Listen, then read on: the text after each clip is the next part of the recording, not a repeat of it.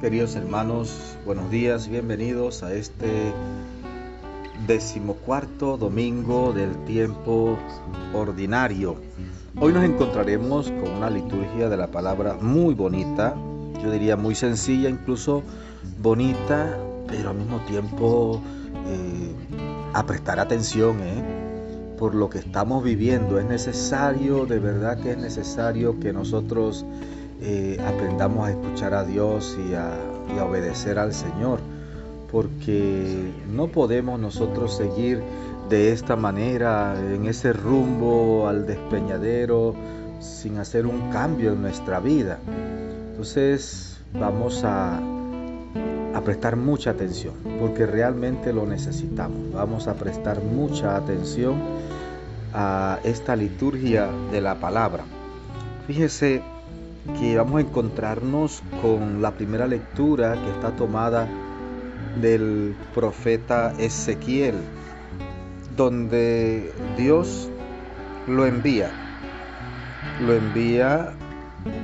al pueblo de Israel, y Dios mismo dice: ese es un pueblo rebelde que se ha sublevado contra mí.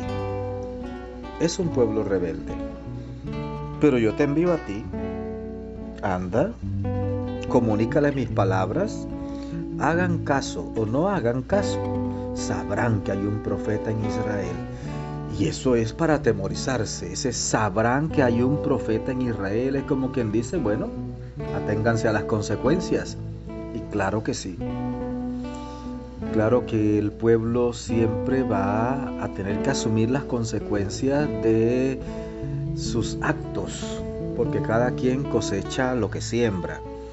Con el Salmo 122 vamos a responder a la palabra que se proclama: ten piedad de nosotros, ten piedad. Dios tiene piedad de nosotros. Dios es un Dios misericordioso, pero ¿qué hace si nos habla de aquí, nos habla de allá, nos aconseja, nos advierte, nos amenaza y no le hacemos caso? Ten piedad de nosotros, ten piedad. La segunda lectura, Pablo como que se confiesa, y Pablo reconoce que hay un aguijón de la carne que a él lo aguijonea constantemente para que no se haga soberbio. ¿Qué dice Pablo? ¿Qué es lo que está diciendo? Que él ha tenido experiencias místicas muy elevadas. Él ha tenido experiencias extraordinarias a nivel espiritual, que cualquiera se haría soberbio con esas visiones y con todo lo que él ha tenido. Y dice: pero tengo un aguijón de la carne que me aguijonea constantemente para que no me haga soberbio. Seguramente alguna debilidad, algún pecado que constantemente atacaba a Pablo para aterrizarlo. No. Aunque hayas tenido esas visiones, aunque hayas tenido esas experiencias místicas tan elevadas, cuidado. No te creas muy santo, no te creas muy bueno. Mira cómo caes fácilmente, porque todos somos pecadores. A mí me sigue llamando la atención y me da mucha pena, mucho dolor cuando me encuentro con esta gente que sigue diciendo: es que yo soy muy santo, es que yo soy muy santo. Cuentos. Es que cuando yo estaba en el mundo, ¿y dónde está ahora? Aquí vamos a encontrarnos también con el texto del Evangelio de Marcos, y vamos a quedarnos ahí. Vamos a pedirle al Señor que nos llene con su Espíritu Santo, que su Santo Espíritu nos ilumine, nos fortalezca, nos regale sus dones, que podamos penetrar el sentido de esta palabra, dejarnos llenar por su presencia, por su gracia, e iluminados interiormente podamos conocer la palabra y vivirla a plenitud. Amén. Marcos 6, del 1 al 6. En aquel tiempo Jesús fue a su tierra en compañía de sus discípulos. Cuando llegó el sábado, se puso a enseñar en la sinagoga, y la multitud que lo escuchaba se preguntaba con asombro: ¿dónde aprendió este hombre tantas cosas? ¿De dónde le viene esa sabiduría y ese poder para hacer milagros? ¿que no es este el carpintero, el hijo de María, el hermano de Santiago, José, Judas y Simón? ¿No viven aquí entre nosotros sus hermanas? Y estaban desconcertados. Pero Jesús les dijo: todos honran a un profeta, menos los de su tierra, sus parientes y los de su casa. Y no pudo hacer allí ningún milagro, solo curó a algunos enfermos imponiéndole las manos. Y estaba extrañado de la incredulidad de aquella gente. Luego se fue a enseñar en los pueblos vecinos. Palabra del Señor. Gloria a ti, Señor Jesús. Nadie es profeta en su tierra. Es lo que pensé cuando me anunciaron que estaba nombrado en Guararé. Nadie es profeta en su tierra. Sin embargo, uno hace su esfuerzo, ¿no?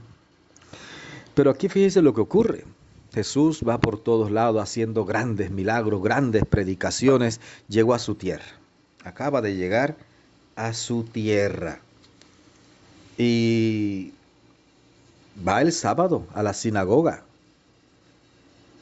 Y dice que la multitud que lo escuchaba se preguntaba con asombro: ¿dónde aprendió todas esas cosas?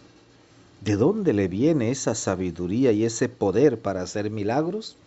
Fíjese que solo con estas dos preguntas ellos están aceptando que Jesús sabe mucho, que tiene una gran sabiduría y un gran poder para hacer milagros. Pero después siguen.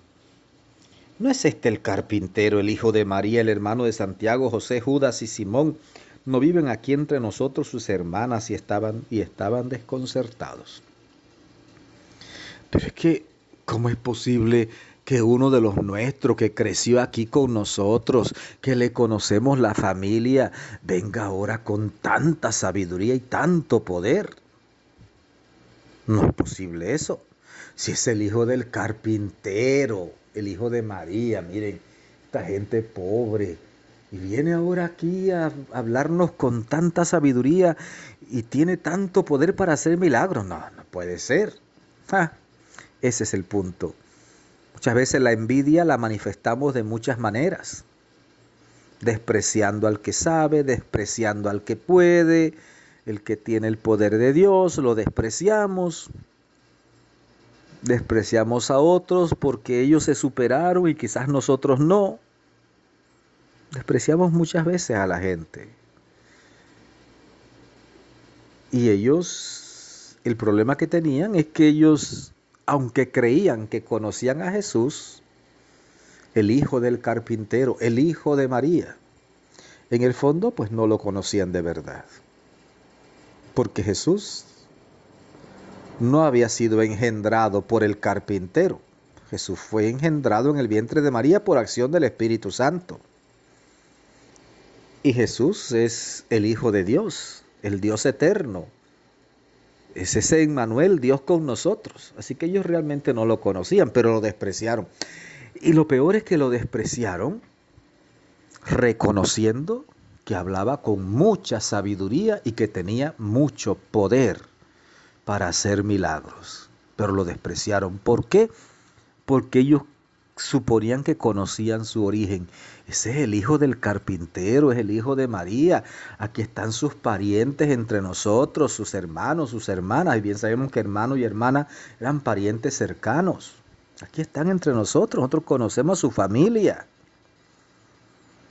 Y lo despreciaron.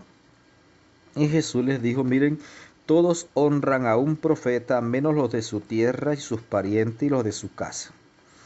Y fíjese lo que dice el texto: no pudo hacer allí ningún milagro, solo curó a algunos enfermos imponiéndole las manos. Y estaba extrañado de la incredulidad de aquella gente. ¿Qué hizo? Se fue a otro pueblo a enseñar. Se fue a otro pueblo a enseñar.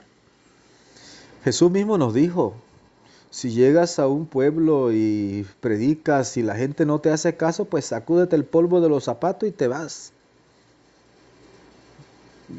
Y efectivamente nosotros no vamos a un pueblo a presionarlo para que nos escuche.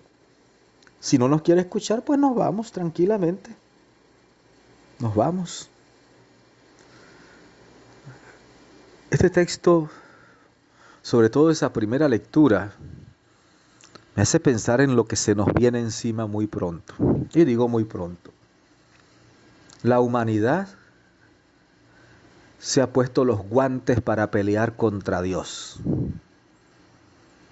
La humanidad quiere vivir sin Dios. Y Dios nos ha venido advirtiendo. Ha habido muchas catástrofes naturales. Dios nos está advirtiendo. Ha habido muchas cosas con las que Dios dice, cuidado, tengan cuidado, miren el rumbo que están llevando, y no hacemos caso. Nos espera muy pronto algo terrible, claro que sí. Ya estamos viviendo, por supuesto, la pandemia del COVID. Estará un momento para reaccionar, aprender, mejorar, corregir. Y no, se está utilizando para pecar más. Mientras la iglesia cerró sus templos, porque nos obligaron a muchos a cerrar los templos, pues las organizaciones mundiales no cerraron y siguieron legislando en contra de la vida.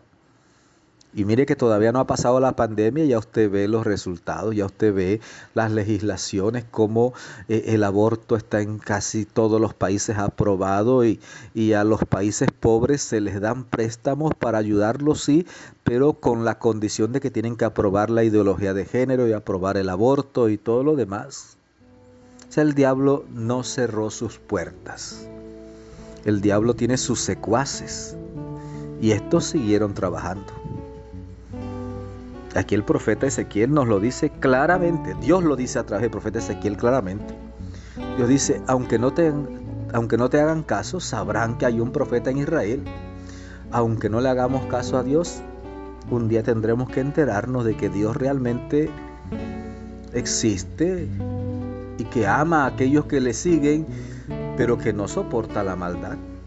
Querido hermano, que el Señor te bendiga abundantemente, que la Virgen Santísima te acompañe. Que tengas un maravilloso domingo.